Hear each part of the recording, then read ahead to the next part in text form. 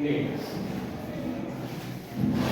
ಇತಿಹಾಸದಲ್ಲಿ ಅನೇಕ ವ್ಯಕ್ತಿಗಳು ನಮಗೆ ಒಂದೊಂದು ಮುಖ್ಯವಾದಂತಹ ಮಾಹಿತಿಯನ್ನು ನೀಡುವುದರ ಮೂಲಕವಾಗಿ ನಮಗೆ ಅಗತ್ಯವಾದಂತಹ ಮಾಹಿತಿಗಳನ್ನು ಕೊಡ್ತಾ ಬಂದಿದ್ದಾರೆ ಅಂತೇಳಿ ನಮಗೆ ತಿಳಿಯುತ್ತೆ.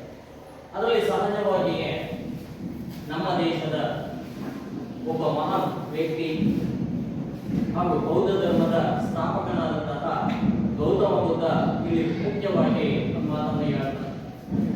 ಏನ್ ಹೇಳ್ತಾರಪ್ಪ ಅಂದ್ರೆ, ನಮ್ಮ ಬಳಿ ಸಾಧ್ಯವಿಲ್ಲ ಎನ್ನುವುದು ಯಾವುದೂ ಇಲ್ಲ ಅನ್ನುವಂತಹ ಮಾತನ್ನು ಹೇಳ್ತಾನೆ. ಏನ್ ಹೇಳ್ತಾನೆ? ನಮ್ಮ ಬಳಿ ಸಾಧ್ಯವಿಲ್ಲ ಎನ್ನುವುದು ಯಾವುದೂ ಇಲ್ಲ ಎನ್ನುವಂತಹ ಮಾತನ್ನು ಹೇಳ್ತಾನೆ. ಹೇಳುವುದರ ಮೂಲಕವಾಗಿ ನನ್ನ ಮಾತನ್ನು ಮುಂದುವರಿಸೋಣ. ಏನಪ್ಪ ಅಂದ್ರೆ, ಮನಸ್ಸು ಅಂಜುತ್ತಿರುತ್ತದೆ ಅಷ್ಟೇ ಅಂತ ಹೇಳ್ತಾನೆ. ಅಂದ್ರೆ ಏನಾಗ್ತಾ ಇರುತ್ತೆ, ನಮ್ಮ ಮನಸ್ಸು ಅಂಜುತ್ತಿರುತ್ತದೆ ಎನ್ನುವಂತಹ ಮಾತನ್ನು ಹೇಳುವುದರ ಮೂಲಕವಾಗಿ ಧೈರ್ಯ ಮಾಡಿ ಏನ್ ಮಾಡಬೇಕು, ಧೈರ್ಯ ಮಾಡಿ ಮುಂದೆ ಸಾಗಿದರೆ ಇನ್ನೊಬ್ಬರಿಗೆ ಪಾಠ ಹೇಳಿಕೊಡಬಹುದು, ಅಥವಾ ನಾವೇ ಸೋತರೆ ಪಾಠವನ್ನು ಕಲಿಯಬಹುದು ಎನ್ನುವಂತಹ ಮಾತನ್ನು ಯಾರು ಹೇಳ್ತಾರೆ? ಗೌತಮ ಬುದ್ಧ ಹೇಳ್ಕೊಂಡು ಬರ್ತಾರೆ. ಯಾಕಂದ್ರೆ ನಮಗೆ ಗೊತ್ತಿದೆ, ಸಹಜವಾಗಿಯೇ ಎಲ್ಲರಲ್ಲೂ ಕೂಡ ಭಯ ಕಾಡ್ತಾರೆ. ಆ ಭಯವನ್ನು ನಾವು ಹೋಗಲಾಡಿಸಬೇಕು. ಮತ್ತು ಆ ಭಯವನ್ನು ಹೋಗಲಾಡಿಸುವುದಕ್ಕಿಂತಲೂ ಪೂರ್ವದಲ್ಲಿ ನಾವು ದೃಢವಾದಂತಹ ಧೈರ್ಯವನ್ನು ಮಾಡಬೇಕಾಗುತ್ತೆ, ದೃಢವಾದಂತಹ ಮನಸ್ಸನ್ನು ಕೂಡ ಇಲ್ಲಿ ಮಾಡಬೇಕಾಗುತ್ತೆ. ನಾವು ಮಾಡುವಂತಹ ಕೆಲಸ ಕಾರ್ಯಗಳಲ್ಲಿ, ಹಾಗೆ ಯಾವುದೇ ಒಂದು ನಿರ್ಣಯಗಳನ್ನು ಕೈಗೊಳ್ಳುವಂತಹ ಸಂದರ್ಭಗಳಲ್ಲಿ ಅಂತ ಹೇಳಿ ಆ ನಿರ್ಣಯವನ್ನು ಮಾಡಿ ನಾವು ಮುಂದೆ ಹೋದರೆ ಆ ಕೆಲಸವನ್ನು ಧೈರ್ಯವಾಗಿ ತೆಗೆದುಕೊಂಡ್ರೆ, ಧೈರ್ಯವಾಗಿ ಅದನ್ನು ನಮ್ಮ ಜೀವನದಲ್ಲಿ ಆ ಕಾರ್ಯವನ್ನು ನಡೆಸಿಕೊಂಡು ಹೋದ್ರೆ ಅದರಿಂದ ನಮ್ಗೆ ಏನ್ ಸಿಗುತ್ತೆ? ಒಂದು ಉತ್ತಮವಾದಂತಹ ಫಲಿತಾಂಶ ಸಿಗುತ್ತೆ, ಅಥವಾ ಸಿಗದೆ ಅದು ವೈಫಲ್ಯವನ್ನು ಕೂಡ ಕಾಣಬಹುದು. ಆದ್ರೆ ಆ ಒಂದು ಸಮಯದಲ್ಲಿ ನಮಗೆ ಎರಡು ಅನುಭವಗಳಾಗ್ತವೆ. ಏನು ಅನುಭವಗಳು? ಒಂದು ಗೆದ್ದಂತಹ ಅನುಭವ, ಅಥವಾ ಇನ್ನೊಂದು ಸೋತಂತಹ ಅನುಭವ ಅಂತ ಹೇಳ್ತಾರೆ. ಈ ಗೆದ್ರೆ ಏನಾಗುತ್ತೆ, ನಾವು ಇನ್ನೊಬ್ಬರಿಗೆ ನಮ್ಮ ಅನುಭವಗಳನ್ನು ಹೇಳ್ಕೋಬಹುದು. ಏನ್ ಹೇಳ್ಕೋಬಹುದು? ಗೆದ್ರೆ ನಾವು ಏನೇನ್ ಮಾಡಿದ್ವಿ, ಯಾವ ರೀತಿಯಾಗಿ ಅದನ್ನು ಕಾರ್ಯರೂಪದಲ್ಲಿ ಅಲ್ಲಿ ಯಾವ ರೀತಿಯಾದಂತಹ ಪ್ರಯತ್ನ ನಮ್ದಿತ್ತು ಎನ್ನುವಂತಹ ಮಾಹಿತಿಯನ್ನು ನಾವು ಬೇರೆಯವರಿಗೆ ಏನ್ ಮಾಡ್ಬೋದು, ಹೇಳ್ಕೋಬಹುದಾಗುತ್ತೆ. ಅದೇ ಸೋತ್ರೆ ಅಲ್ಲಿ ನಾವು ಆತ್ಮಾವಲೋಕನ ಮಾಡ್ಕೊಳ್ತೀವಿ. ಏನೋ ಅದರಿಂದ ನಾವೇ ಪಾಠವನ್ನು ಕಲಿತೀವಿ. ಹೇಗೆ ಅದನ್ನು ಯಾಕೆ ವೈಫಲ್ಯವನ್ನು ಕಾಣ್ತು, ಆ ಒಂದು ಕೆಲಸದಲ್ಲಿ ನಾವು ಯಾಕೆ ಯಶಸ್ಸನ್ನು ಕಾಣಲಿಲ್ಲ ಅದರಲ್ಲಿ ಎನ್ನುವಂತಹ ಒಂದು ಆತ್ಮಾವಲೋಕನವನ್ನು ಮಾಡಿಕೊಳ್ಳುವುದರ ಮೂಲಕವಾಗಿ ಮತ್ತೆ ಅದರಿಂದ ನಾವು ಪಾಠವನ್ನು ಕಲಿತೀವಿ. ಕಲಿತ ಆದಮೇಲೆ ಮತ್ತೆ ಏನ್ ಮಾಡ್ತೀವಿ, ಆ ತಪ್ಪು ಆಗದಂತೆ ನಾವು ತಿದ್ದಿಕೊಳ್ಳುವಂತಹ ವ್ಯಕ್ತಿಗಳಾಗಿ ನಮ್ಮ ಜೀವನವನ್ನು ಸಾಗಿಸಿಕೊಂಡು ಬರ್ತೀವಿ ಎನ್ನುವಂತಹ ಮಾತನ್ನು ಗೌತಮ ಬುದ್ಧ ನೋಡಿ. ಇಂತಹ ಒಬ್ಬ ಮಹಾನ್ ಮೇಧಾವಿಯಾದಂತಹ ಗೌತಮ ಬುದ್ಧ ನಮ್ಮ ದೇಶದಲ್ಲಿ ಜನಿಸಿರುವಂಥದ್ದು ನಮ್ಮ ಹೆಮ್ಮೆಯ ವಿಷಯ ಅಂತ ಹೇಳಿದ್ದಾರೆ. ಅದೇ ರೀತಿಯಲ್ಲಿ ಇವತ್ತು ಜಾಗತಿಕ ಇತಿಹಾಸದಲ್ಲಿ ನಾವು ಅಧ್ಯಯನ ಮಾಡುತ್ತಿರುವಂತಹ ವಿಷಯ ಯಾವುದು? ಚೀನಾ ನಾಗರಿಕತೆ ಅಂತ ನಾವು ಕರೀತೀವಿ. ಅಂದರೆ ಚೀನಾ ಎನ್ನುವಂಥದ್ದು ಇಲ್ಲಿ ಮುಖ್ಯವಾಗಿ ನಾವು ಭಾರತದ ನೆರೆಯ ರಾಷ್ಟ್ರಗಳಲ್ಲಿ ಒಂದು ಅಂತ ನಾವು ಗುರುತಿಸಲ್ಪಡ್ತೀವಿ. ಅದರಲ್ಲಿ ಸಹಜವಾಗಿಯೇ ಚೀನಾ ಇವತ್ತಿಗೂ ಕೂಡ ವಿಶ್ವದಲ್ಲಿಯೇ ಮುಂದುವರೆದಂತಹ ರಾಷ್ಟ್ರಗಳ ಸಾಲಿನಲ್ಲಿ ತನ್ನನ್ನು ತಾನು ಗುರುತಿಸಿಕೊಂಡಂತಹ ರಾಷ್ಟ್ರ ಅಂತ ನಮಗೆ ತಿಳಿಯುತ್ತೆ. ಹಾಗೆ ಜನಸಂಖ್ಯೆಯಲ್ಲೂ ಕೂಡ ಇವತ್ತು ಕೂಡ ನಾವು ಏನ್ ಮಾಡ್ತಿದ್ದೀವಿ, ಚೀನಾವನ್ನೇ ವಿಶ್ವದ ಮೊದಲ ರಾಷ್ಟ್ರವನ್ನಾಗಿ ಗುರುತಿಸಿಕೊಳ್ತಾ ಇದ್ದೀವಿ. ಅಭಿವೃದ್ಧಿಯಲ್ಲೂ ಕೂಡ ಆ ಚೀನಾವನ್ನೇ ಮೊದಲ ರಾಷ್ಟ್ರವನ್ನಾಗಿ ಗುರುತಿಸ್ತಾ ಇದ್ದೀವಿ. ಹಾಗೆ ಇಲ್ಲಿ ಈ ಒಂದು ದೇಶದಲ್ಲಿ ಪ್ರಾಚೀನ ಕಾಲದಲ್ಲಿಯೇ ಒಂದು ನಾಗರಿಕತೆ ಬೆಳೆದುಕೊಂಡು ಬರುತ್ತೆ. ಆ ಒಂದು ನಾಗರಿಕತೆಯನ್ನೇ ನಾವೇಂತ ಕರಿತೀವಿ, ಚೀನಾ ನಾಗರಿಕತೆ ಅಂತ ಹೇಳಿ ನಾವು ಕರೀತೀವಿ. ಹಾಗಾದ್ರೆ ಚೀನಾ ದೇಶ ಎಲ್ಲಿ ಬರುತ್ತೆ? ನಮಗೆ ಗೊತ್ತಿದೆ, ಏಷ್ಯಾ ಖಂಡದಲ್ಲಿ ಬರುವಂತಹ ದೊಡ್ಡದಾದಂತಹ ರಾಷ್ಟ್ರವೇ ಯಾವುದು? ಚೀನಾ ಅಂತ ಹೇಳಿ ನಾವು ಕರೀತೀವಿ. ಹಾಗಾದ್ರೆ ಚೀನಾ ಭಾರತದ ಯಾವ ದಿಕ್ಕಿನಲ್ಲಿ ಬರುವಂತಹ ಒಂದು ರಾಷ್ಟ್ರ?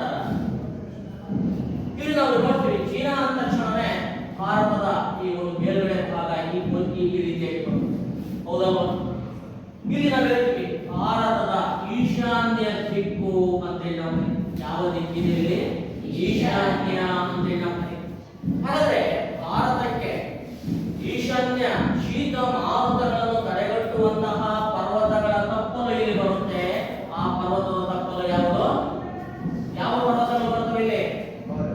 ಹಿಮಾಲಯ ಅಂತ ಹೇಳಿ ನಾವು ಕರೀತೀವಿ. ಈ ಹಿಮಾಲಯದ ಉತ್ತರದ ಅಂದ್ರೆ ಉತ್ತರಕ್ಕೆ ದೂರದಲ್ಲಿ ಇರುವಂತಹ ಒಂದು ದೇಶವೇ ಯಾವ ದೇಶ? ಚೀನಾ ಅಂತ ಹೇಳಿ ನಾವು ಕರೀತೀವಿ. ಹಾಗಾದ್ರೆ ಈ ಚೀನಾ ಪ್ರಾಚೀನ ಕಾಲದಿಂದಲೂ ಕೂಡ ತನ್ನದೇ ಆದಂತಹ ಇತಿಹಾಸವನ್ನು ಹೊಂದಿದಂತಹ ರಾಷ್ಟ್ರ ಅಂತ ಹೇಳಿ ನಾವು ಕರೀತೀವಿ. ಆ ದೃಷ್ಟಿಯಿಂದಲೇ ನಾವು ನೋಡೋದಾದ್ರೆ ಚೀನಾ ಅಂದ ತಕ್ಷಣನೇ ಇದು ಭಾರತ ಆಗಿರ್ಬೋದು, ಹಾಗೆ ಮೆಸೊಪೊಟೇಮಿಯಾ ಅಂತ ಕರೀತೀವಿ. ಈ ಮೆಸೊಪೊಟೇಮಿಯಾ ರಾಷ್ಟ್ರ ಆಗಿರ್ಬೋದು ಅಥವಾ ನಾಗರಿಕತೆ ಆಗಿರ್ಬೋದು. ಹಾಗೆ ಇದರಲ್ಲಿ ಯಾವ ನಾಗರಿಕತೆ ಇದೆ? ಈಜಿಪ್ಟ್ ಅಂತ ನಾವು ಕರೀತೀವಿ. ಈ ನಾಗರಿಕತೆಗಳಿಗಿಂತಲೂ ತೀರಾ ಭಿನ್ನವಾದಂತಹ ನಾಗರಿಕತೆಯನ್ನು ಯಾವ ದೇಶ ಒಳಗೊಂಡಿದೆ? ಚೀನಾ ರಾಷ್ಟ್ರ ಒಳಗೊಂಡಿದೆ ಅಂತ ಹೇಳಿ ತೀರಾ ಭಿನ್ನವಾದಂತಹ ಅಂಶಗಳನ್ನು ಒಳಗೊಂಡು ಅದೇನ್ ಮಾಡುತ್ತೆ ಇಲ್ಲಿ ಸಹಜವಾಗಿ ನಾವು ಗಮನಿಸ್ತೀವಿ. ಅಂತಹ ತೀರಾ ಭಿನ್ನವಾದಂತಹ ವಿಶಿಷ್ಟ ಅಂಶಗಳನ್ನು ಇವತ್ತಿಗೂ ಕೂಡ ಅಂದ್ರೆ ಇಂದಿಗೂ ಕೂಡ ಮುಂದುವರೆಸಿಕೊಂಡು ಬಂದಂತಹ ಏಕೈಕ ರಾಷ್ಟ್ರವೇ ಯಾವ ರಾಷ್ಟ್ರ? ಚೀನಾ ರಾಷ್ಟ್ರ ಅಂತೇಳಿ ನಾವು ಕರೀತೀವಿ. ಅಂದ್ರೆ ಇಲ್ಲಿ ಬಂದಂತಹ ನಾಗರಿಕ ಅಂಶಗಳೆಲ್ಲವೂ ಕೂಡ ಕಣ್ಮರೆಯಾಗಿದ್ದಾವೆ, ವಿನಾಶವನ್ನು ಹೊಂದಿದ್ದಾವೆ. ಆದರೆ ಚೀನಾ ಅದು ಯಾವಾಗ ತನ್ನ ನಾಗರಿಕತೆಯ ವಿಶಿಷ್ಟ ಅಂಶಗಳನ್ನು ತನ್ನಲ್ಲಿ ಮೈಗೂಡಿಸಿಕೊಳ್ಳುತ್ತೋ ಅಂತಹ ಅಂಶಗಳು ಇವತ್ತಿಗೂ ಕೂಡ ಅಲ್ಲಿನ ಜನತೆಯಲ್ಲಿ ನಾವು ಗುರುತಿಸಬಹುದು ಅಂತ ಹೇಳುತ್ತೆ. ಹಾಗಾಗಿ ಆ ಒಂದು ವಿಶಿಷ್ಟ ಅಂಶಗಳು ಇವತ್ತಿಗೂ ಕೂಡ ಜೀವಂತವಾಗಿದ್ದಾವೆ ಚೀನಾದಲ್ಲಿ ಅಂತ ಹೇಳುತ್ತಾರೆ. ಹಾಗಾದ್ರೆ ಇಂತಹ ವಿಶಿಷ್ಟ ಅಂಶಗಳನ್ನು ಮುಂದುವರೆಸಿಕೊಂಡು ಬಂದಂತಹ ಈ ಒಂದು ನಾಗರಿಕತೆ ಚೀನಾದ ಯಾವ ನದಿಗಳ ಮುಖಜ ಭೂಮಿಯಲ್ಲಿ ಬೆಳೆದುಕೊಂಡು ಬಂತು? ಯಾವ ನದಿಗಳ ಮುಖಜ ಭೂಮಿಯಲ್ಲಿ ಬೆಳವಣಿಗೆ ಆಗುತ್ತೆ ಈ ಒಂದು ನಾಗರಿಕತೆ? ಹಾಗಾದ್ರೆ ಯಾವುದು? ಇಲ್ಲಿ ಮುಖ್ಯವಾಗಿ ನಾವು ಹೇಳ್ತೀವಿ ಉತ್ತರ ಚೀನಾ ಮತ್ತು ದಕ್ಷಿಣ ಚೀನಾ ಅಂತೇಳಿ ನಾವು ಕರೀತೀವಿ. ಯಾವಂದ್ರೆ ಚೀನಾವನ್ನು ಉತ್ತರ ಚೀನಾ ಮತ್ತು ದಕ್ಷಿಣ ಚೀನಾವನ್ನಾಗಿ ನಾವು ವಿಭಾಗಿಸಿಕೊಂಡು ಬರ್ತೀವಿ. ಈ ಒಂದು ಉತ್ತರ ಮತ್ತು ದಕ್ಷಿಣ ಚೀನಾದಲ್ಲಿ ಹರಿಯುವಂತಹ ಪ್ರಮುಖ ನದಿಗಳ ಮುಖಜ ಭೂಮಿಯ ಮೇಲೆ ಯಾವ ನಾಗರಿಕತೆ ಬೆಳ್ಕೊಂಡು ಬರುತ್ತೆ? ಚೀನಾ ನಾಗರಿಕತೆ ಬೆಳ್ಕೊಂಡು ಬಂತು ಅಂತ ಹೇಳಿ.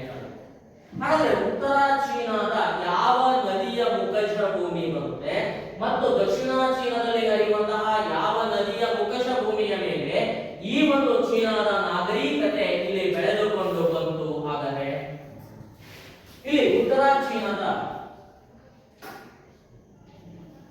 ವಾಂಗ್ಹೋ ಎನ್ನುವಂತಹ ನದಿ ಅಂತೇಳಿ ನಾವು ಕರೀತೀವಿ. ಯಾವ ನದಿ? ಉತ್ತರ ಚೀನಾದಲ್ಲಿ ಹರಿಯುವಂತಹ ವಾಂಗ್ಹೋ ಎನ್ನುವಂತಹ ನದಿ ಬರುತ್ತೆ. ಆ ಒಂದು ನದಿಯ ಮುಖಜ ಭೂಮಿ ಮತ್ತು ಅದೇ ಉತ್ತರ ಚೀನಾದಲ್ಲಿ ಹರಿಯುವಂತಹ ಯಾಂಗತ್ಸೆ ಅಂತೇಳಿ ನಾವು ಕರೀತೀವಿ. ಯಾವ ನದಿ ಹರಿಯುತ್ತೆ ಚೀನಾದಲ್ಲಿ? ಯಾಂಗತ್ಸೆ ಎನ್ನುವಂತಹ ಮತ್ತೊಂದು ನದಿ ಹರಿಯುತ್ತೆ. ಆ ಒಂದು ನದಿಯ ಮುಖಜ ಭೂಮಿ ಅಂದ್ರೆ ವಾಂಗ್ಹೋ ಮತ್ತು ಯಾಂಗತ್ಸೆ ಎನ್ನುವಂತಹ ನದಿಯಿಂದ ಪ್ರಾರಂಭವಾಗಿ ದಕ್ಷಿಣ ಚೀನಾದಲ್ಲಿ ಹರಿಯುವಂತಹ ಮುಖ್ಯವಾದಂತಹ ನದಿಯಾದಂತಹ ಸಿಕಿಯಾಂಗ್ ನದಿ ಅಂತ ಹೇಳಿ ನಾವು ಕರೀತೀವಿ.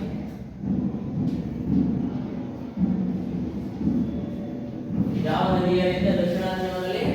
ಸಿಕಿಯಾಂಗ್ ಎನ್ನುವಂತಹ ನದಿಯು ಕೂಡ ಅಲ್ಲಿ ಹರಿಯುತ್ತೆ. ಈ ಒಂದು ನದಿಗಳ ಮುಖಜ ಭೂಮಿಯ ಮೇಲೆ ಯಾವ ನಾಗರಿಕತೆ ಬೆಳ್ಕೊಂಡು ಬರುತ್ತೆ? ಚೀನಾದ ನಾಗರಿಕತೆ ಬೆಳೆದುಕೊಂಡು ಬಂತು ಅಂತ ಹೇಳಿದ್ದಾರೆ. ಆದರೆ ಈ ಒಂದು ನದಿ ಮುಖಜ ಭೂಮಿಗಳನ್ನೇ ಯಾಕೆ ಅಲ್ಲಿನ ಜನತೆ ಆಯ್ಕೆ ಮಾಡಿಕೊಂಡು ನಾಗರಿಕತೆಯನ್ನು ಕಟ್ಟಿ ಬಳಸ್ತಾರ? ಯಾಕೆ ಕಟ್ಟಿ ಬಳಸಿದ್ರು? ಹಾಗಾದ್ರೆ ಈ ಮೂರು ನದಿಗಳು ಅಂದ ತಕ್ಷಣ ನಾವು ಗಮನಿಸಬೇಕಾಗುತ್ತೆ. ಈ ನದಿ ಕಣಿವೆಗಳು ಅತಿ ಫಲವತ್ತಾಗಿದ್ದು ಅಂತ ಹೇಳಿ ಎಂತಹ ಭೂಭಾಗವನ್ನು ಒಳಗೊಂಡಿದ್ದಾವೆ ಈ ನದಿ ಮುಖಜ ಭೂಮಿಗಳು? ಅತಿ ಫಲವತ್ತಾದಂತಹ ಭೂಭಾಗವನ್ನು ಹೊಂದಿದ್ದಾವೆ ಒಂದು ಕಡೆಗೆ. ಅಷ್ಟೇ ಅಲ್ಲದೆ ಫಲವತ್ತಾದಂತಹ ಭೂಭಾಗದ ಜೊತೆಯಲ್ಲಿ ಪ್ರಕೃತಿ ಸಂಪನ್ಮೂಲಗಳು ಅಂತ ಹೇಳಿ ನಾವು ಕರಿತೀವಿ. ಅಂದ್ರೆ ಅಪಾರವಾದಂತಹ ಪ್ರಕೃತಿ ಸಂಪನ್ಮೂಲಗಳಿಂದಲೂ ಕೂಡ ಆ ಭೂಭಾಗ ಆವೃತವಾಗಿದ್ದರಿಂದಲೇ ಅಲ್ಲಿನ ಜನತೆ ಏನ್ ಮಾಡ್ತಾರೆ, ಆ ಒಂದು ನದಿಗಳ ಮುಖಜ ಭೂಮಿಯನ್ನು ಆಯ್ಕೆ ಮಾಡಿಕೊಳ್ಳುವುದರ ಮೂಲಕವಾಗಿ ಅಲ್ಲಿಯೇ ನೆಲೆ ನಿಲ್ಲುವುದರ ಮೂಲಕವಾಗಿ ಏನ್ ಮಾಡ್ತಾರ, ಒಂದು ವಿಶಿಷ್ಟವಾದಂತಹ ಅಂಶಗಳನ್ನು ಒಳಗೊಂಡಂತಹ ಒಂದು ನಾಗರಿಕತೆಯನ್ನು ಕಟ್ಟಿ ಬೆಳೆಸಿದರು ಅಂತ ಹೇಳಿ. ಹಾಗಾದ್ರೆ ಕೇವಲ ಫಲವತ್ತಾದಂತಹ ಭೂಮಿ ಮಾತ್ರ ಇತ್ತು, ಪ್ರಕೃತಿ ಸಂಪನ್ಮೂಲಗಳನ್ನು ಒಳಗೊಂಡಂತಹ ಭೂಭಾಗ ಮಾತ್ರವಾಗಿರದೆ ಆ ಒಂದು ಪ್ರದೇಶ ಅಂದ್ರೆ ವಾಂಗುಗೋ ಯಾಂಗ್ ಮತ್ತು ಯಾಂಗಸ್ ಇರುವುದು ಸಿಕಿಯಾಂಗ್, ಈ ಒಂದು ಭೂಭಾಗ ಇಲ್ಲಿ ಭೌಗೋಳಿಕ ರಕ್ಷಣೆ ಅಂದ್ರೆ ನೈಸರ್ಗಿಕವಾದಂತಹ ರಕ್ಷಣೆ ಅಲ್ಲಿನ ಜನತೆಗೆ ದೊರಕಿಸಿಕೊಡುವಂತಹ ಅಂಶಗಳು ಕೂಡ ಅಲ್ಲಿ ನಮಗೆ ಕಂಡು ಬರ್ತವೆ. ಅಂತಹ ಅಂಶಗಳೇನಪ್ಪ ಅಂದ್ರೆ ಈ ಒಂದು ಭೂಭಾಗ ದೊಡ್ಡ ಪರ್ವತಗಳಿಂದ ಆವೃತವಾದ ಪ್ರದೇಶ ಅಂತ ನಾವು ಕರೀತೀವಿ. ಏನಾವೃತವಾಗಿದ್ದಾವೆ ಈ ಪ್ರದೇಶದ ಸುತ್ತಲೂ ದೊಡ್ಡದಾದಂತಹ ಪರ್ವತಗಳು ಅಂತ ನಾವು. ಹಾಗೆ ಇದರ ಜೊತೆಗೆ ಉತ್ತರಕ್ಕೆ ಈ ಭೂಭಾಗದಿಂದ ಉತ್ತರಕ್ಕೆ ನಾವು ಹೋದಾಗ ಈ ಒಂದು ಉತ್ತರ ಚೀನಾ, ದಕ್ಷಿಣ ಚೀನಾ ಈ ಭೂಭಾಗವನ್ನು ಏನ್ ಮಾಡುತ್ತೆ, ಇಲ್ಲಿ ನೈಸರ್ಗಿಕವಾದಂತಹ ಕೆಲವೊಂದು ಭೌಗೋಳಿಕ ಅಂಶಗಳು ಸುತ್ತುವರೆದಿದ್ದರೆ ಅಲ್ಲಿ ನೈಸರ್ಗಿಕವಾದಂತಹ ರಕ್ಷಣೆ ಆ ಒಂದು ಭೂಭಾಗಕ್ಕೆ ಲಭ್ಯವಾಗಿದ್ದರಿಂದಲೇ ಏನ್ ಮಾಡ್ತಾರೆ, ಅಲ್ಲಿನ ಜನತೆ ಈ ಭೂಭಾಗವನ್ನು ಆಯ್ಕೆ ಮಾಡಿಕೊಳ್ಳುವ ಮೂಲಕವಾಗಿ ಅಲ್ಲಿ ಸಿಗುವಂತಹ ಫಲವತ್ತಾದಂತಹ ಭೂಭಾಗವನ್ನು ಬಳಸಿಕೊಳ್ಳುವುದರ ಮೂಲಕವಾಗಿ ಹಾಗೂ ಪ್ರಕೃತಿ ಸಂಪನ್ಮೂಲಗಳನ್ನು ಕೂಡ ತಮ್ಮ ಉಪಯೋಗಕ್ಕೆ ಬಳಸಿಕೊಳ್ಳುವುದರ ಮೂಲಕವಾಗಿ ಏನ್ ಮಾಡ್ತಾರೆ, ಚೀನಾದ ನಾಗರಿಕತೆಯನ್ನು ಕಟ್ಟಿ ಬೆಳೆಸಿದರು ಅಂತ ಹೇಳಿದ್ದಾರೆ. ಹಾಗಾದ್ರೆ ಇಂತಹ ಒಂದು ನಾಗರಿಕತೆಯ ಬೆಳವಣಿಗೆಗೆ ನೈಸರ್ಗಿಕ ರಕ್ಷಣೆಯನ್ನು ಕೊಡುವಂತಹ ಭೌಗೋಳಿಕ ಅಂಶಗಳು ಏನೇ ಕಂಡು ಬರ್ತವಲ್ಲಿ, ಏನನ್ನು ಕಂಡು ಬಂತು? ಹಾಗಾದ್ರೆ ಇಲ್ಲಿ ನಾನು ಹೇಳಿದ್ದೇನೆ ಏನೋ ಚೀನಾ ಈ ಒಂದು ಭೂಭಾಗವನ್ನು ಯಾವುದೋ ಸುತ್ತುವರೆಯಲ್ಪಟ್ಟಿದೆ, ದೊಡ್ಡ ಪರ್ವತಗಳು ಅಂತ ಹೇಳಿ ನಾವು ಕರೀತೀವಿ. ಇಲ್ಲಿ ಸಹಜವಾಗಿ ನಾವು ಗಮನಿಸಬೇಕಾಗುತ್ತೆ, ಭಾರತದ ಈಶಾನ್ಯ ಭಾಗದಲ್ಲಿ ಏನಿದೆ ಹಿಮಾಲಯ ಪರ್ವತಗಳು ಅಂತ ಹೇಳಿ ಕರೀತೀವಿ. ಇಂತಹ ಬೃಹದಾದಂತಹ ದೊಡ್ಡ ದೊಡ್ಡ ಪರ್ವತಗಳ ಸಾಲನ್ನು ಆ ಒಂದು ಭೂಭಾಗ ಒಳಗೊಂಡಿದೆ ಅಂತ ಹೇಳಿ. ಅದಾದ ತರುವಾಯದಲ್ಲಿ ಈ ನದಿಗಳ ಮುಖಜ ಭೂಮಿಯಿಂದ ಉತ್ತರಕ್ಕೆ ನಾವು ಗಮನಿಸೋದಾದ್ರೆ ಉತ್ತರಕ್ಕೆ ಏನಿದೆ, ವಿಸ್ತಾರವಾದಂತಹ ದೊಡ್ಡದಾದಂತಹ ಮರುಭೂಮಿಯನ್ನು ಆ ಒಂದು ಪ್ರದೇಶ ಒಳಗೊಂಡಿದೆ ಅಂತ ಹೇಳಿ. ಹಾಗಾಗಿ ಆ ಮರುಭೂಮಿಯನ್ನು ದಾಟಿ ಕೂಡ ಯಾವುದೇ ಶತ್ರುಗಳ ಆಕ್ರಮಣ ಇಲ್ಲದಂತೆ ಅವರಿಗೆ ರಕ್ಷಣೆಯನ್ನು ನೀಡಿಕೊಂಡು ಬಂತು ಅಂತ ಹೇಳಿ ಕಳೆಯುತ್ತೆ. ಹಾಗೆ ಇದರ ಜೊತೆಗೆ ಪೂರ್ವ ಅಂತ ಹೇಳಿ ನಾವು ಕರೀತೀವಿ. ಅಂದ್ರೆ ಈ ಒಂದು ಪ್ರದೇಶದ ಪೂರ್ವ ದಿಕ್ಕಿನಲ್ಲಿ ಸಾಗರ ಅಂತ ಹೇಳಿ ನಾವು ಕರೀತೀವಿ. ಅಂದ್ರೆ ಸಾಗರಗಳಿಂದ ಈ ಒಂದು ಭೂಭಾಗ ಸುತ್ತುವರಿಯಲ್ಪಟ್ಟಿದೆ. ಆದ್ರೆ ಯಾವ ಸಾಗರ ಬರುತ್ತಪ್ಪ ಅಂದ್ರೆ ಇಲ್ಲಿ ಶಾಂತ ಸಾಗರ ಅಂತ ಹೇಳಿ ನಾವು ಕರೀತೀವಿ. ಅಂದ್ರೆ ಶಾಂತ ಸಾಗರ ಅಂದ್ರೆ ಪೆಸಿಫಿಕ್ ಮಹಾಸಾಗರಕ್ಕೆ ನಾವು ಶಾಂತ ಸಾಗರ ಅಂತ ಹೇಳಿ ಕರೀತೀವಿ. ಈ ಪೆಸಿಫಿಕ್ ಮಹಾಸಾಗರ ಈ ಪೂರ್ವದ ಭೂಭಾಗವನ್ನು ಏನ್ ಮಾಡುತ್ತೆ, ರಕ್ಷಿಸಿಕೊಂಡು ಬರುವುದರ ಮೂಲಕವಾಗಿ ಯಾವುದೇ ದಾಳಿಕೋರರು ಈ ಒಂದು ಪ್ರದೇಶದ ಮೇಲೆ ದಾಳಿ ಮಾಡದಂತೆ ತಡೆಗಟ್ಟಿತು ಅಂತ ಹೇಳಬೇಕಾಗಿದೆ.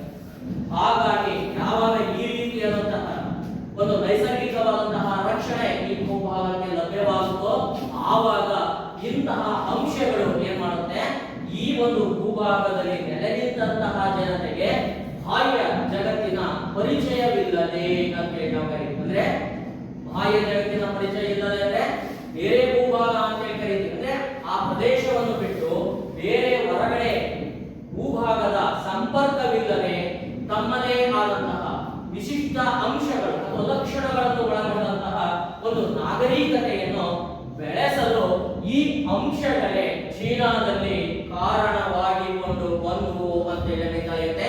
ಆ ಕಾರಣದಿಂದಾಗಿಯೇ ಈ ಎಲ್ಲಾ ಅಂಶಗಳ ಹಿನ್ನೆಲೆಯಲ್ಲಿ ಸಾಶಾಪು ಅಂತ ಹೇಳಿ ನಾವು ಕರೀತೀವಿ. ಎಷ್ಟರಲ್ಲಿ ಸಾಶಾಪು 5000 ಸುಮಾರು. ಅಂದ್ರೆ ಈ ಒಂದು ಹೊತ್ತಿಗಾಗಲೇ ತಮ್ಮದೇ ಆದಂತಹ ವಿಶಿಷ್ಟ ಅಂಶಗಳನ್ನು ಒಳಗೊಂಡಂತಹ ಒಂದು ನಾಗರಿಕತೆ ಈ ಒಂದು ಪ್ರದೇಶದಲ್ಲಿ ಬೆಳೆದುಕೊಂಡು ಬರುತ್ತೆ.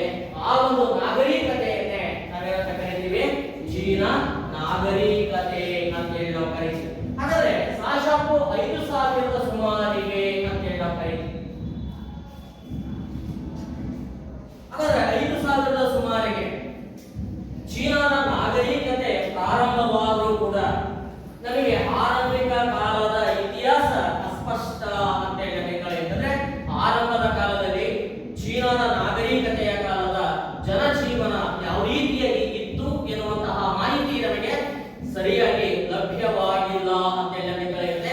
ಹಾಗಾದ್ರೆ ಸರಿಯಾದಂತಹ ನಿಖರವಾದಂತಹ ಮಾಹಿತಿ ನಮಗೆ ಎಲ್ಲಿಂದ ಪ್ರಾರಂಭವಾಗುತ್ತಪ್ಪ ಅಂದ್ರೆ ಸಾಶಾಪು 1500ರಿಂದ ಇವತ್ತಿನವರೆಗಿನ ಇತಿಹಾಸವನ್ನು ನಾವು ಅಧ್ಯಯನ ಮಾಡಲು ಸ್ಪಷ್ಟವಾದಂತಹ ಮಾಹಿತಿಗಳು ಇತಿಹಾಸದಲ್ಲಿ ಲಭ್ಯವಾಗಿವೆ ಅಂತ ಹೇಳಬೇಕಾಗಿದೆ.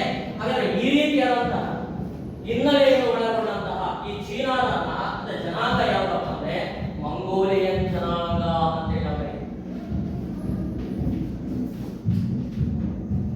ಯಾವ ಜನಾಂಗ ಈ ನಾಗರಿಕತೆಯನ್ನು ಕಟ್ಟಿ ಬೆಳೆಸುತ್ತೆ? ಮಂಗೋಲಿಯನ್ ಎನ್ನುವಂತಹ ಜನಾಂಗ ಈ ಒಂದು ಅಲ್ಲಿ ವಾಸಿಸುವುದರ ಮೂಲಕವಾಗಿ ಈ ಒಂದು ಚೀನಾದ ನಾಗರಿಕತೆಯನ್ನು ಕಟ್ಟಿ ಬೆಳೆಸಿದರು ಅಂತ ಹೇಳಬೇಕಾಗಿದೆ. ಇದಿಷ್ಟು ಹಿನ್ನೆಲೆಯನ್ನು ಯಾವ ನಾಗರಿಕತೆ ಒಳಗೊಂಡಿದೆ? ಚೀನಾ ನಾಗರಿಕತೆ ಒಳಗೊಂಡಿದೆ ಅಂತ ಹೇಳಬೇಕಾಗಿದೆ. ಹಾಗಾದ್ರೆ ಈ ಮಂಗೋಲಿಯನ್ ಜನಾಂಗ ಯಾವ ಯಾವ ಅಂಶಗಳನ್ನು ಇಲ್ಲಿ ಅಳವಡಿಸಿಕೊಳ್ಳುವುದರ ಮೂಲಕವಾಗಿ ಚೀನಾದ ನಾಗರಿಕತೆಯಲ್ಲಿ ಮುಖ್ಯವಾದಂತಹ ಕೊಡುಗೆಗಳನ್ನು ನೀಡಿದೆ. ಹಾಗಾದ್ರೆ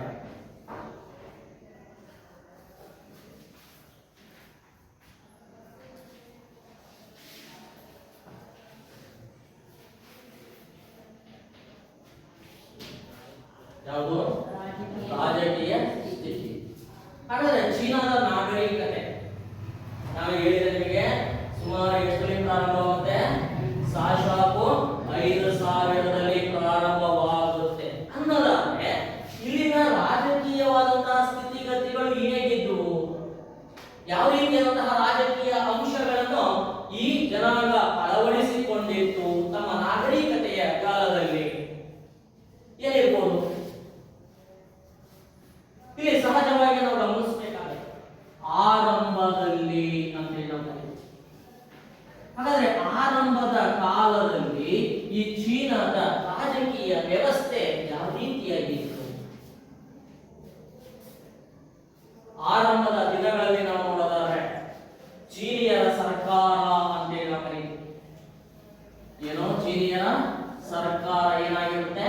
ಅನೇಕ ರಾಜರ ಸರ್ಕಾರ ಅಂತ ಹೇಳಿ ಏನಾಗಿರುತ್ತೆ? ಪ್ರಾರಂಭದಲ್ಲಿ ಅನೇಕ ರಾಜರಲ್ಲಿ ಅಧಿಕಾರದಲ್ಲಿರ್ತಾರೆ.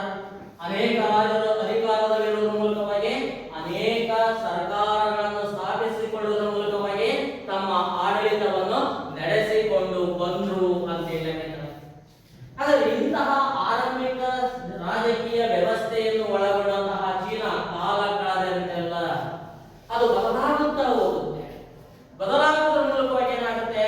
ಕಾಲ ಕಳೆದಂತೆಲ್ಲ ದಿನ ಕಳೆದಂತೆಲ್ಲ ಅನೇಕ ರಾಜರುಗಳ ಸರ್ಕಾರದ ಆಡಳಿತ ಚೀನಾದಲ್ಲಿ ಅಂತ್ಯಗೊಳ್ಳುವುದರ ಮೂಲಕವಾಗಿ ಏನಾಗುತ್ತೆ? ಒಬ್ಬ ರಾಜನ ಆಡಳಿತ ಅಥವಾ ಒಬ್ಬ ರಾಜನ ಸರ್ಕಾರ ಏನಾಗುತ್ತೆ? ಚೀನಾದಲ್ಲಿ ಪ್ರಾರಂಭವಾಗಿಕೊಂಡು ಬಂತು ಅಂತ ಹೇಳಬೇಕಾಗುತ್ತೆ. ಅಂದ್ರೆ ಇಲ್ಲಿ ಏನಾದ ಅನೇಕ ರಾಜರ ಆಳ್ವಿಕೆ ಅಂತ್ಯಗೊಳ್ಳುತ್ತೆ. ಕಾಲ ನಂತರದಲ್ಲಿ ಏನಾಗ್ತಾರೆ? ಬಲಿಷ್ಠವಾದಂತಹ ವ್ಯಕ್ತಿ ರಾಜನಾಗಿ ಅಧಿಕಾರವನ್ನು ವಹಿಸಿಕೊಳ್ಳುವುದರ ಮೂಲಕವಾಗಿ ಅವನ ಆಡಳಿತದ ಅಡಿಯಲ್ಲಿ ಏನಾಗುತ್ತೆ? ಒಬ್ಬ ರಾಜನ ಸರ್ಕಾರ ಇಲ್ಲಿ ವ್ಯವಸ್ಥಿತವಾಗಿ ಜಾರಿಗೆ ಬಂತು ಅಂತ ಹೇಳಬೇಕಾಗುತ್ತೆ. ಇದು ಕೂಡ ಏನಾಗುತ್ತೆ? ಬದಲಾಗುತ್ತೆ ಚೀನಾದಲ್ಲಿ. ಮುಂದಿನ ದಿನಗಳಲ್ಲಿ ನಾವು ಗಮನಿಸೋದಾದ್ರೆ ಏನಾಗುತ್ತೆ? ಒಬ್ಬ ರಾಜನ ಸರ್ಕಾರ ಏನಾಗುತ್ತೆ? ಕಾಲಕ್ರಮೇಣವಾಗಿ ಚೀನಾದಲ್ಲಿ ಕಣ್ಮರೆಯಾಗುವುದರ ಮೂಲಕವಾಗಿ ಈಜಿಪ್ಟಿನ ಹಾಗೆ ಒಂದು ಪ್ರಬಲವಾದಂತಹ ಕೇಂದ್ರ ಸರ್ಕಾರದ ಆಡಳಿತ ಎಲ್ಲಿ ಜಾರಿಗೆ ಬರುತ್ತೆ? ಚೀನಾದಲ್ಲಿ ಜಾರಿಗೆ ಬಂತು ಅಂತ ಹೇಳಬೇಕಾಗುತ್ತೆ. ಅಂದ್ರೆ ಏನಾಗುತ್ತೆ? ಇಲ್ಲಿ ಸಹಜವಾಗಿ ನಾವು ಗಮನಿಸಬೇಕಾಗುತ್ತೆ. ಇಲ್ಲಿ ಬುಡಕಟ್ಟುಗಳ ಒಂದು ಜೀವನ ಇರುತ್ತೆ. ಅಲ್ಲಿ ಅನೇಕ ಬುಡಕಟ್ಟಿನ ನಾಯಕರು ಇರ್ತಾರೆ. ಅವೆಲ್ಲ ರಾಜ ಅಂತ ಕರೀತಿರ್ತೀವಿ. ಅಲ್ಲಿ ಒಂದೊಂದು ಬುಡಕಟ್ಟಿಗೂ ಒಂದೊಂದು ಸರ್ಕಾರ ಇರುತ್ತೆ. ಹಾಗಾಗಿ ಅನೇಕ ರಾಜರು ಅದಾದ ನಂತರದಲ್ಲಿ ಏನಾಗುತ್ತೆ? ಅನೇಕ ರಾಜ್ಯಗಳು ಬರ್ತವೆ. ಒಬ್ಬ ರಾಜನ ಸರ್ಕಾರ ಇಲ್ಲಿ ಅಸ್ತಿತ್ವಕ್ಕೆ ಬರುತ್ತೆ. ಹಾಗಾಗಿ ಒಬ್ಬ ರಾಜನ ಸರ್ಕಾರ ಏನಾಗುತ್ತೆ? ಚೀನಾದಲ್ಲಿ ಪ್ರಾರಂಭವಾಗುತ್ತೆ. ಇದಾದ ತರುವಾಯದಲ್ಲಿ ರಾಜ್ಯ ಸಾಮ್ರಾಜ್ಯವಾಗಿ ವಿಸ್ತಾರಗೊಳ್ಳುತ್ತೆ. ಹಾಗೆ ಒಂದು ಪ್ರಬಲವಾದಂತಹ ಕೇಂದ್ರ ಸರ್ಕಾರ ಎಲ್ಲಿ ಎಲ್ಲಿ ಅಸ್ತಿತ್ವಕ್ಕೆ ಬರುತ್ತೆ? ಚೀನಾದಲ್ಲಿ ಅಸ್ತಿತ್ವಕ್ಕೆ ಬರುವುದರ ಮೂಲಕವಾಗಿ ಚೀನಾ ರಾಜಕೀಯದಲ್ಲಿ ಮಹತ್ತರವಾದಂತಹ ಕಾಲದಿಂದ ಕಾಲಕ್ಕೆ ಬದಲಾವಣೆಯನ್ನು ಸಾಧಿಸಿತು ಅಂತ ಹೇಳ್ತಾರೆ. ಆದ್ದರಿಂದ ನಾವು ಗಮನಿಸಬೇಕಾಗುತ್ತೆ, ಯಾವಾಗ ಚೀನಾದಲ್ಲಿ ಬಲಿಷ್ಠವಾದಂತಹ ಕೇಂದ್ರ ಸರ್ಕಾರ ಅಸ್ತಿತ್ವಕ್ಕೆ ಬರುತ್ತೋ ಆವಾಗ ಚೀನಾ ದೇಶ ಸುದೀರ್ಘವಾದಂತಹ ಒಂದು ರಾಜಕೀಯ ಇತಿಹಾಸವನ್ನು ಒಳಗೊಂಡಂತಹ ಒಂದು ರಾಷ್ಟ್ರ ಅಂತ ಹೇಳಬೇಕಾಗುತ್ತೆ. ಅಷ್ಟೇ ಅಲ್ಲದೆ ಈ ಒಂದು ಹಿನ್ನೆಲೆಯ ಆಧಾರದ ಮೇಲೆ ನಾವೇನ್ ಮಾಡ್ತೀವಿ, ಅನೇಕ ಪೌರಾಣಿಕ ಆಧಾರಗಳು ಅಂತ ಏನ್ ಮಾಡ್ತಾರೆ, ಇಲ್ಲಿ ಚೀನಾದ ರಾಜಕೀಯ ಇತಿಹಾಸ ಯಾವಾಗ ಸುದೀರ್ಘವಾಗುತ್ತೋ ಈ ಸುದೀರ್ಘವಾದಂತಹ ಇತಿಹಾಸವನ್ನು ನಾವು ತಿಳಿಯಲು ಹೊರಟಾಗ ನಮಗೆ ಮುಖ್ಯವಾಗಿ ಬರುವಂತಹ ಆಧಾರಗಳೇನೋ ಪೌರಾಣಿಕ ಆಧಾರಗಳು ಅಂತ ಹೇಳಿ ನಾವು ಕರೀತೀವಿ. ಹಾಗಾದ್ರೆ ಈ ಪೌರಾಣಿಕ ಆಧಾರಗಳನ್ನು ನಾವು ಆಧಾರವಾಗಿ ಇಟ್ಕೊಂಡಾಗ ಚೀನಾದ ರಾಜಕೀಯ ಇತಿಹಾಸ ಎಷ್ಟು ಹಿಂದಕ್ಕೆ ಹೋಗುತ್ತಪ್ಪ ಅಂದ್ರೆ ಸುಮಾರು 4000 ವರ್ಷಗಳಷ್ಟು ಹಿಂದಕ್ಕೆ ಹೋಗುತ್ತೆ. ಎಷ್ಟು ವರ್ಷಗಳ ಹಿಂದಕ್ಕೆ ಹೋಗುತ್ತೆ? ಸುಮಾರು 4000 ವರ್ಷಗಳ ಹಿಂದಿನ ಇತಿಹಾಸವನ್ನು ಯಾವ ನಾಗರಿಕತೆ ಒಳಗೊಂಡಿದೆ? ಚೀನಾದ ನಾಗರಿಕತೆಯು ಒಳಗೊಂಡಿದೆ ಅಂತ ಹೇಳಿ ಯಾವಾಗ ಚೀನಾ ಇವುಗಳ ಆಧಾರದ ಮೇಲೆ 4000 ವರ್ಷಗಳ ಹಿಂದಿನ ಇತಿಹಾಸವನ್ನು ಒಳಗೊಂಡಿದೆ ಎನ್ನುವಂತಹ ಮಾಹಿತಿ ಲಭ್ಯವಾಗುತ್ತೋ ಇವುಗಳ ಆಧಾರದಿಂದ ನಾವು ಗಮನಿಸಬೇಕಾಗುತ್ತೆ. ಸಾಶಾಪು 2100ರಿಂದ ಏನಾಗುತ್ತೆ, ಇಲ್ಲಿಂದ ಹಿಡಿದು ಸಾಶ 1911ರವರೆಗೆ ಸುಮಾರು 15ಕ್ಕೂ ಹೆಚ್ಚು ರಾಜಮನೆತನಗಳು ಅಂತ ಹೇಳಿ ನಾವು ಕರೀತೀವಿ. ಎಷ್ಟು ರಾಜಮನೆತನಗಳು? 15ಕ್ಕೂ ಅಧಿಕ ರಾಜಮನೆತನಗಳು ಇಲ್ಲಿ ಅಧಿಕಾರಕ್ಕೆ ಬರುವುದರ ಮೂಲಕವಾಗಿ ಯಾವ ದೇಶವನ್ನು ಆಳ್ವಿಕೆ ಮಾಡಿಕೊಂಡು ಬಂದಿದ್ದಾವೆ? ಚೀನಾ ದೇಶವನ್ನು ಆಳ್ವಿಕೆ ಮಾಡಿಕೊಂಡು ಬಂದಿವೆ ಅಂತ ಹೇಳಿ ಕರೆಯುತ್ತೆ. ಆದರೂ ಕೂಡ ಸಿಕ್ಕಿರುವಂತಹ ಆಧಾರಗಳನ್ನು ನಾವು ಆಧಾರವಾಗಿ ಇಟ್ಟುಕೊಂಡು ಚೀನಾದ ಇತಿಹಾಸವನ್ನು ನಾವು ಅಧ್ಯಯನ ಮಾಡಲು ಹೊರಟಾಗ ಚೀನಾದ ಇತಿಹಾಸ ನಮಗೆ ಎಲ್ಲಿಂದ ಪ್ರಾರಂಭವಾಗುತ್ತೆ? ಸಾಶಾಪು 1500ರಿಂದ ಪ್ರಾರಂಭವಾಗಿ ಎಲ್ಲಿಯವರೆಗೆ ಸಿಗುತ್ತೆ? ಸಾಶ 1911ರವರೆಗಿನ ಇತಿಹಾಸವನ್ನು ನಾವು ತಿಳಿಯಲು ಸಾಧ್ಯವಾಗಿದೆ ಅಂತ ಹೇಳಿ ಕರೆಯುತ್ತೆ. ಹಾಗಾಗಿ ಪೌರಾಣಿಕ ಆಧಾರ ಈ ಮಾಹಿತಿಯನ್ನು ಕೊಟ್ಟರೆ ನಮಗೆ ಸಿಕ್ಕಿರುವಂತಹ ಆಧಾರಗಳು ಏನು ಕೊಡ್ತವೆ? ಸಾಶಾಪು 1500ರಿಂದ ಸಾಶ 1911ರವರೆಗಿನ ಇತಿಹಾಸವನ್ನು ನಾವಿಲ್ಲಿ ತಿಳಿಯಬಹುದಾಗಿದೆ ಅಂತ ಹೇಳಬೇಕಾಗಿದೆ. ಹಾಗಾದ್ರೆ ಇವೆಲ್ಲ ಆಧಾರಗಳನ್ನು ಆಧಾರವಾಗಿಟ್ಟುಕೊಂಡು ಚೀನಾದ ರಾಜಕೀಯ ಇತಿಹಾಸವನ್ನು ನಾವು ಅಧ್ಯಯನ ಮಾಡುವಾಗ ಚೀನಾವನ್ನು ಸುದೀರ್ಘವಾಗಿ 15ಕ್ಕೂ ಹೆಚ್ಚು ರಾಜಮನೆತನಗಳು ಆಳ್ವಿಕೆ ಮಾಡಿಕೊಂಡು ಬಂದು ಎನ್ನುವಂತಹ ಅಂಶವನ್ನು ನಾವಿಲ್ಲಿ ಗಮನಿಸಿದ್ವಿ. ಹಾಗಾದ್ರೆ ಚೀನಾವನ್ನು ಆಳಿದಂತಹ ರಾಜಮನೆತನಗಳು ಯಾವುವು? ಯಾವ್ಯಾವ ರಾಜಮನೆತನಗಳು ಚೀನಾವನ್ನು ಆಳ್ವಿಕೆ ಮಾಡಿಕೊಂಡು ಬಂದಿದ್ದಾವ? 15ಕ್ಕೂ ಹೆಚ್ಚು ರಾಜಮನೆತನಗಳು ಅಂತ ನಿಮಗೆ ಹೇಳಿದೆ. ಯಾವ್ಯಾವ 15ಕ್ಕೂ ಹೆಚ್ಚು ರಾಜಮನೆತನಗಳು? ಇಲ್ಲಿ ಬಹುಮುಖ್ಯವಾಗಿ ನಾವು ಗಮನಿಸಬೇಕಾಗುತ್ತೆ ಚೀನಾವನ್ನು ಆಳಿದ ರಾಜಮನೆತನಗಳು. ಹಾಗಾದ್ರೆ ಚೀನಾದ ರಾಜಕೀಯ ಇತಿಹಾಸ ಪ್ರಾರಂಭವಾಗುವುದು ಸಾಶಾಪು ಎಷ್ಟರಲ್ಲಿ? 2100 ಪೌರಾಣಿಕ ಆಧಾರವನ್ನು ನಾವು ಪರಿಗಣನೆಗೆ ತೆಗೆದುಕೋಬೇಕಾಗುತ್ತೆ. ಅದರ ಪ್ರಕಾರವಾಗಿ ಸಾಶಾಪು 2100ರಲ್ಲಿ ಚೀನಾದಲ್ಲಿ ಒಂದು ಮನೆತನ ತನ್ನ ಆಳ್ವಿಕೆಯನ್ನು ಪ್ರಾರಂಭಿಸಿಕೊಂಡು ಬಂತು. ಯಾವ ಮನೆತನ?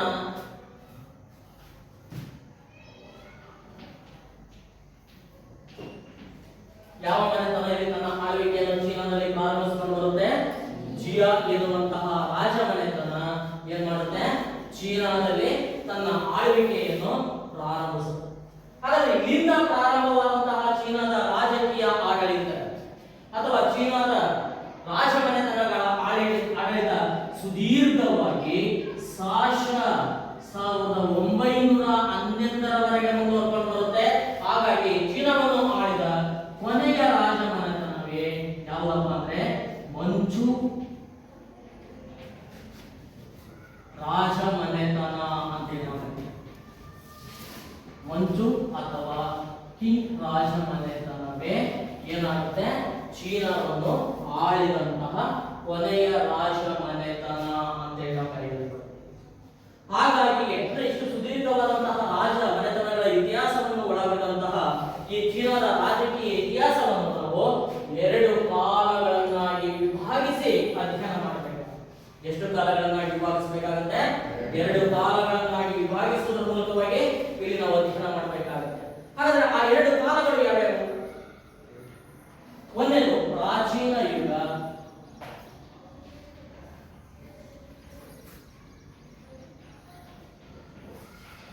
2 ಸಾಮ್ರಾಜ್ಯ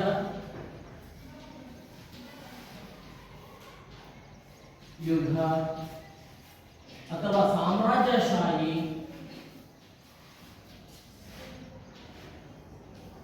ಯುಗ. ಯಾವ 2 ಯುಗಗಳಾಗಿ ವಿಭಾಗ ಮಾಡ್ತೀವಿ?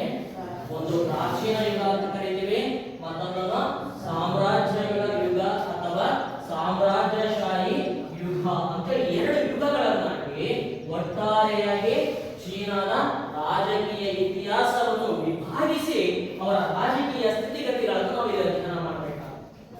ಹಾಗಾದ್ರೆ ಪ್ರಾಚೀನ ಯುಗ ಅಂದ ತಕ್ಷಣನೇ ಈ 3 ರಾಜಮನೆತನಗಳು ಪ್ರಮುಖವಾಗಿ ಅಧಿಕಾರಕ್ಕೆ ಬಂದವು. ಯಾವ್ಯಾವ 3 ರಾಜಮನೆತನಗಳು? ಮೊದಲನೇದಂದ್ರೆ ಯಾವುದು? ಮೊದಲನೇ ರಾಜಮನೆತನ ಯಾವುದು? ಜಿಯಾ ಅಂತ ಹೇಳಿ ನಾವು ಕರೀತೀವಿ. ಈ ಜಿಯಾ ರಾಜಮನೆತನ. ಇಲ್ಲಿಂದ ಚೀನಾದಲ್ಲಿ ಏನಾಗುತ್ತೆ? ಅರಸು ಮನೆತನಗಳ ಆಳ್ವಿಕೆ ಪ್ರಾರಂಭವಾಗಿ ಕೊಂಡು ಬರುತ್ತೆ. ಸಾಶಾಪು 2003ರಿಂದ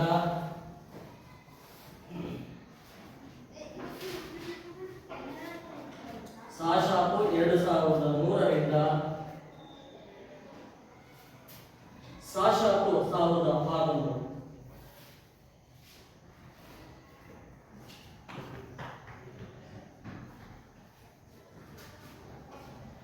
ನಂತರದಲ್ಲಿ ಮುಖ್ಯವಾಗಿ ಬರುವಂತದ್ದು ಬರ್ಕೊಳ್ಳಿ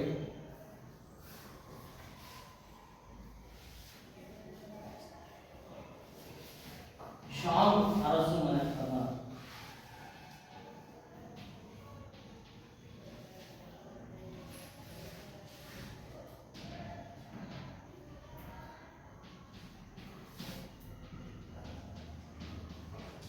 ಎಲ್ಲಿಂದ ಪ್ರಾರಂಭವಾಗುತ್ತೆ? ಎಷ್ಟಿಂದ ಪ್ರಾರಂಭವಾಗುತ್ತೆ? ಸಾಶಾಪು 1600ರಿಂದ 1046. ಮೂರನೇ ಬರ್ತವೆ ಜೌ ಅಥವಾ ಚೌ ರಾಜಮನೆತನ.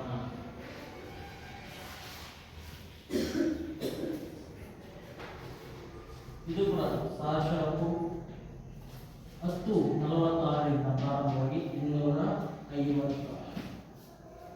ಎಲ್ಲಿಂದ ಎಲ್ಲಿವರೆಗೆ ಪ್ರಾರಂಭವಾಗುತ್ತಿದ್ದು ಈ ಮನೆತನಗಳು ನೋಡಿ. ಪ್ರಾಚೀನ ಯುಗದಲ್ಲಿ 3 ರಾಜಮನೆತನಗಳು ಬರ್ತವ, ಗೊತ್ತಾಯ್ತಲ್ವಾ? ಒಂದನೇದು ಯಾವುದು? ಜಿಯಾ ರಾಜಮನೆತನ, ಸಾಶಾಪು 2003ರಿಂದ ಸಾಶಾಪು 1600. ಇದಾದ ನಂತರದಲ್ಲಿ ಶಾಂಗ್ ರಾಜಮನೆತನ, ಸಾಶಾಪು 1600ರಿಂದ 1046. ಇದಾದ ನಂತರದಲ್ಲಿ ಜೌ ಅಥವಾ ಚೌ ಅಂತ ಕರೀತೀವಿ. ಇದೊಂದು ರಾಜಮನೆತನ ಏಳಿಗೆಗೆ ಬರುತ್ತೆ. ಸಾಶಾಪು 1046ರಿಂದ ಸಾಶಾಪು 256ರವರೆಗೆ ಚೀನಾವನ್ನು ಆಳ್ವಿಕೆ ಮಾಡಿಕೊಂಡು ಬರ್ತವೆ. ಈ 3 ರಾಜಮನೆತನಗಳನ್ನು ನಾವೇನಂತ ಕರೀತೀವಿ? ಚೀನಾದ ರಾಜಕೀಯ ಇತಿಹಾಸದಲ್ಲಿ ಪ್ರಾಚೀನ ಯುಗ. ಹಾಗಾದ್ರೆ ಇದಾದ ತರುವಾಯದಲ್ಲಿ ಚೀನಾದಲ್ಲಿ ಸಾಮ್ರಾಜ್ಯಗಳ ಯುಗ ಅಥವಾ ಸಾಮ್ರಾಜ್ಯಶಾಹಿ ಯುಗ ಪ್ರಾರಂಭವಾಗುತ್ತೆ. ಅದರಲ್ಲಿ ಮುಖ್ಯವಾಗಿ ಬರುವಂತಹ ರಾಜ ಮನೆತನ ಕ್ವೀನ್ ರಾಜಮನೆತನ. ಕ್ವೀನ್ ರಾಜಮನೆತನ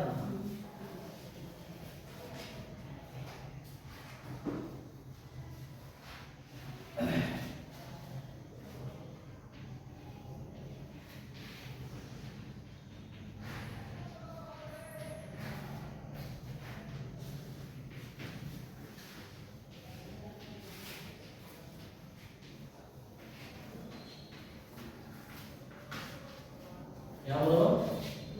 ಕ್ವೀನ್ ರಾಜಮನೆತನ ಅನ್ಕೊಳ್ತಾ ಹೋಗಿ.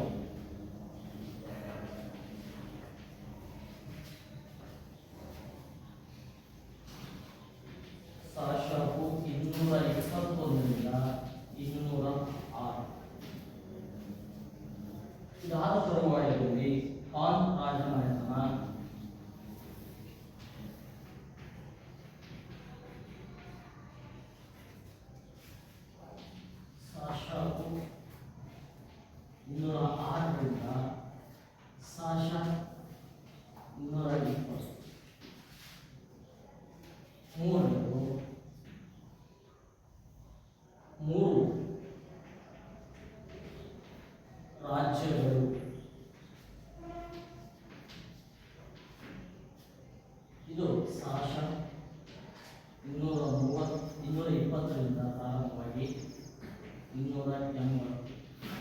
ಇಲ್ಲಿ 3 ರಾಜ್ಯಗಳು ಅಂದರೆ ವಿ,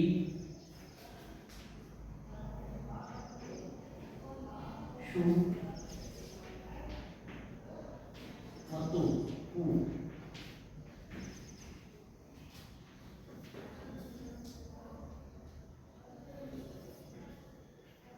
ಟಿಂಗ್ ರಾಜಮನೆತನ,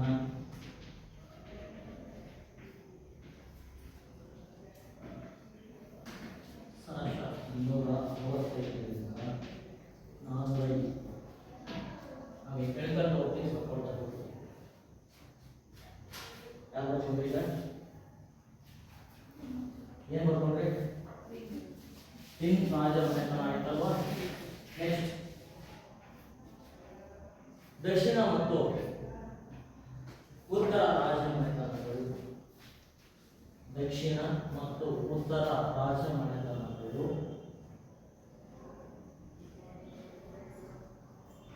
ಸಾಶ 420ರಿಂದ ಸಾಶ 420ರಿಂದ 581. 581. ಒಂಬತ್ತನೇದು ಸೂಯಿ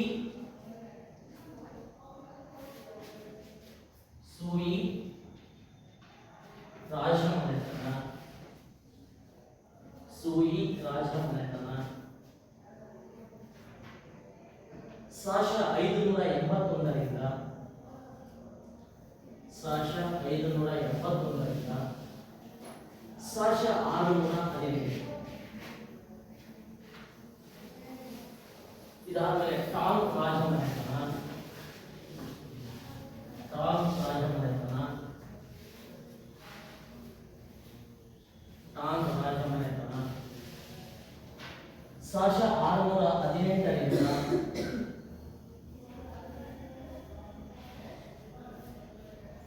ಸಾಶ 907. ನೆಕ್ಸ್ಟ್ 10 ರಾಜ್ಯಗಳ ಯುಗ. 10 ರಾಜ್ಯಗಳ ಯುಗ ಸಾಶ 907ರಿಂದ ಸಾಶ 907ರಿಂದ ಸಾಶ 960. ಅದನ್ನು ಸೋಂಗ್ ರಾಜಮನೆತನ. ಸೋಂಗ್ ರಾಜಮನೆತನ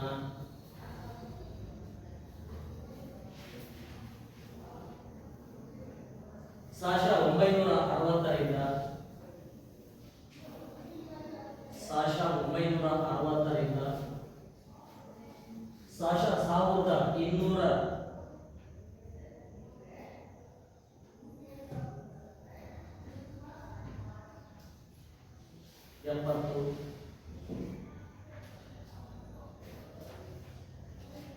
ನೆಕ್ಸ್ಟ್ ಯುವಾನ್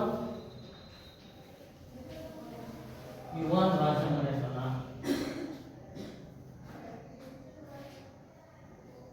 ಯುವಾನ್ ರಾಜಮನೆತನ ಸಾಶ 1271ರಿಂದ ಸಾಶ 1271ರಿಂದ ಸಾಶ 1368. ಸಾಶ 1368.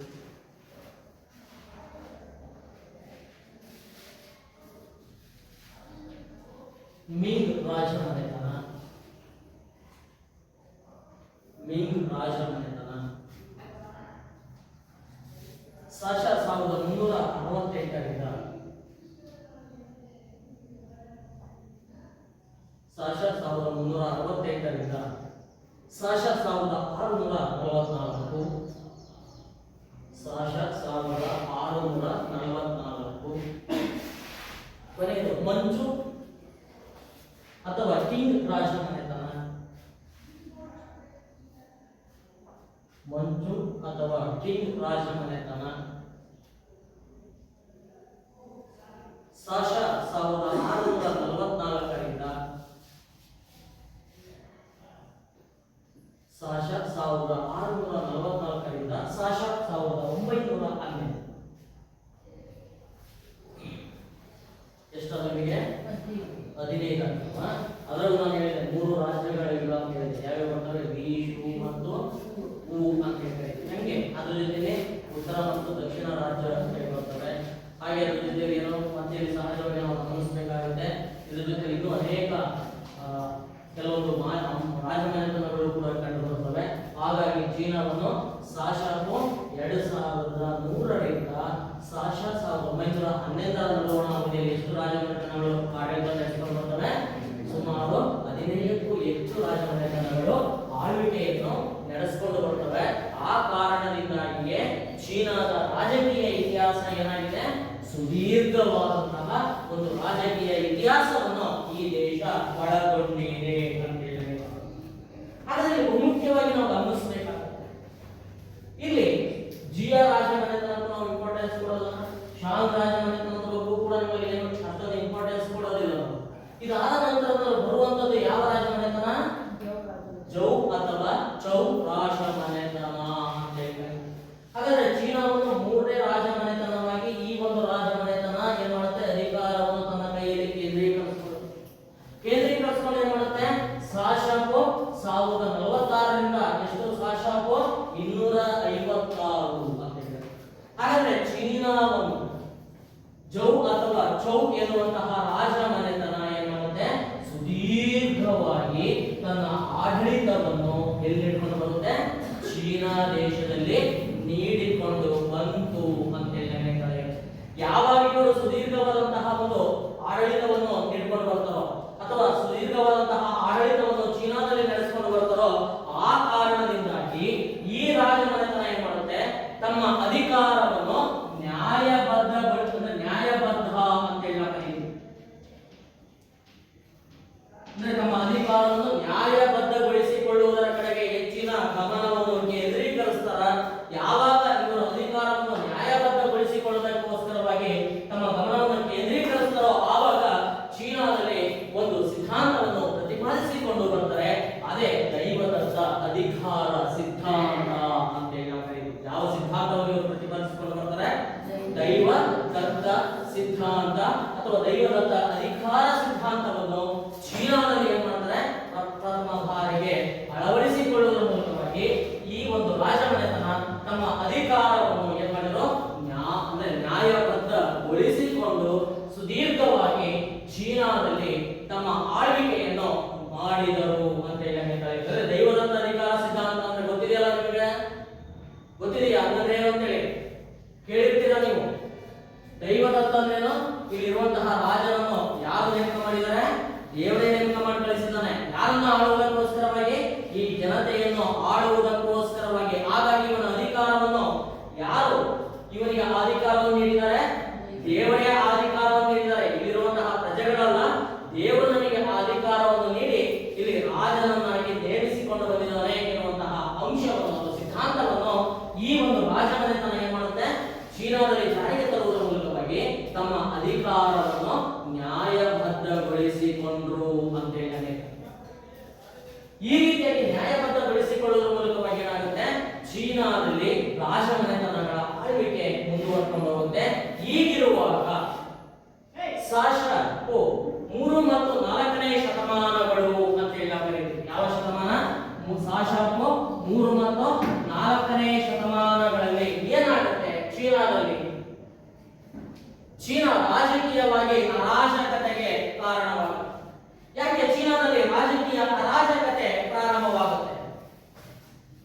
ಇಲ್ಲಿ ನಾವು ಗಮನಿಸಬೇಕಾಗುತ್ತೆ. 3 ಮತ್ತು 4ನೇ ಶತಮಾನಕ್ಕೆ ಬಂದ್ರೆ ಇಲ್ಲಿ ಪ್ರಬಲವಾದಂತಹ ರಾಜರ ಆಳ್ವಿಕೆ ಅಂತ್ಯಗೊಳ್ಳುತ್ತೆ. ಕೇವಲ ದುರ್ಬಲವಾದಂತಹ ರಾಜರು ಚೀನಾದಲ್ಲಿ ಅಧಿಕಾರಕ್ಕೆ ಬರ್ತಾರೆ. ಹಾಗಾಗಿ ಈ ದುರ್ಬಲತೆಯನ್ನು ಬಳಸಿಕೊಂಡು ಅವರ ಸಮಾಜದಲ್ಲಿದ್ದಂತಹ ಯಾರು? ಜಮೀನ್ದಾರರು ಅಂತ ಹೇಳ್ತಾರೆ. ಯಾರು ಬರ್ತಾರ? ಅವರ ಸಮಾಜದಲ್ಲಿ ಯಾರಿದ್ದಾರೆ? ಜಮೀನ್ದಾರರು ಎನ್ನುವಂತಹ ವರ್ಗ ಇದೆ. ಆರ್ಥಿಕವಾಗಿ ಪ್ರಬಲವಾದಂತಹ ವರ್ಗ. ಅಲ್ಲಿನ ಜಮೀನಿನ ಒಡೆತನವೆಲ್ಲವನ್ನು ಕೂಡ ಅವರೇ ಹೊಂದಿದ್ದಾರೆ. ಹಾಗಾಗಿ ಸಮಾಜದ ಪ್ರಬಲವಾದಂತಹ ವರ್ಗ ಏನ್ ಮಾಡುತ್ತೆ? ಆ ರಾಜನ ದುರ್ಬಲತೆಯನ್ನು ಬಳಸಿಕೊಳ್ಳುವುದರ ಮೂಲಕವಾಗಿ ತಮ್ಮ ಏಳಿಗೆಯನ್ನು ಸಾಧಿಸುವುದರ ಮೂಲಕವಾಗಿ ಈ ಜಮೀನ್ದಾರರು ಏನ್ ಮಾಡ್ತಾರೆ? ರಾಜನ ಎಲ್ಲಾ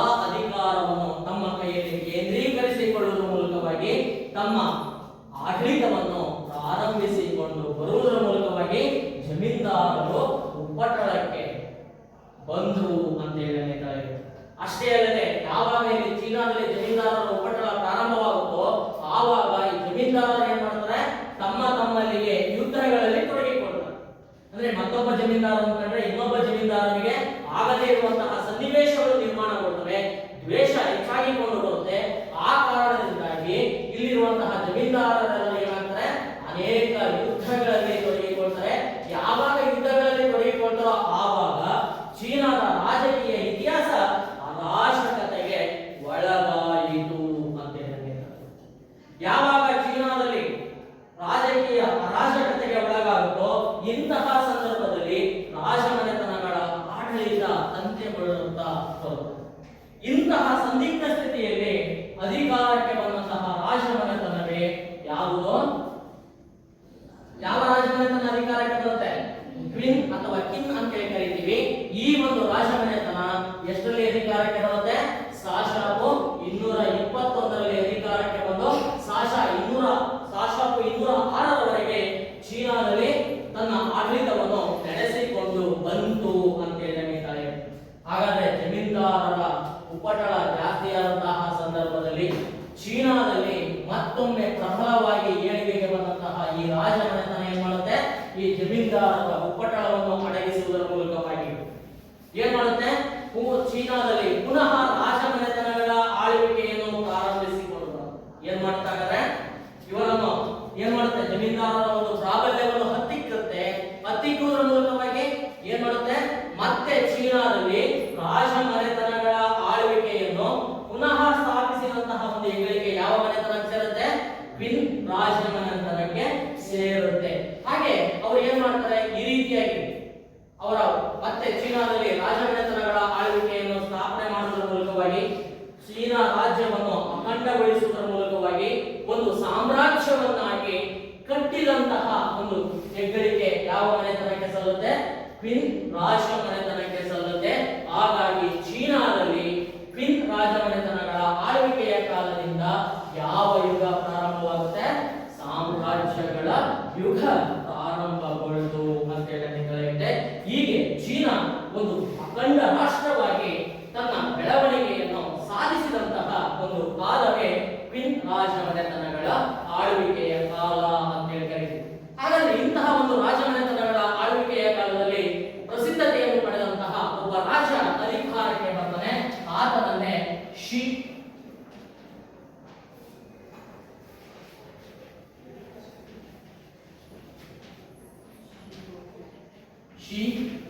ವುಹಾಂಗ್ ಟಿ ಅಂತ ಹೇಳ್ತಾರೆ.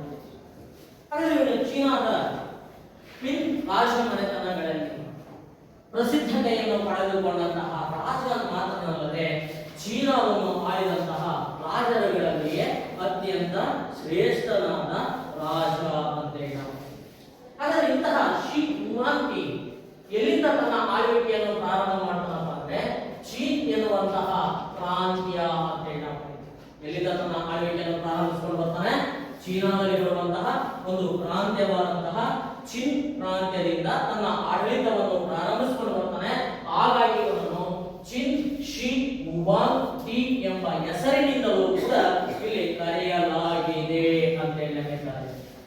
ಅಷ್ಟೇ ಅಲ್ಲದೆ ಇಲ್ಲಿ ಗಮನಿಸಬೇಕಾಗುತ್ತೆ, ಚಿನ್ ಎಂಬ ಹೆಸರಿನಿಂದಲೇ ಯಾವ ಹೆಸರು ಬಂದಿದೆ?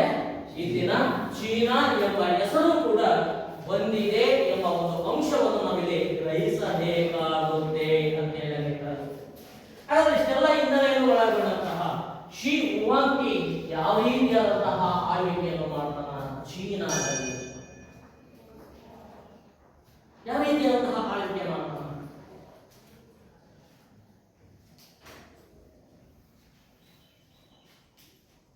ಇಲ್ಲಿ ಶಿ ವುಹಾಂಗ್ ಟಿ ಬಗ್ಗೆ ನಾವು ಮುಂದಿನ ತರಗತಿಯಲ್ಲಿ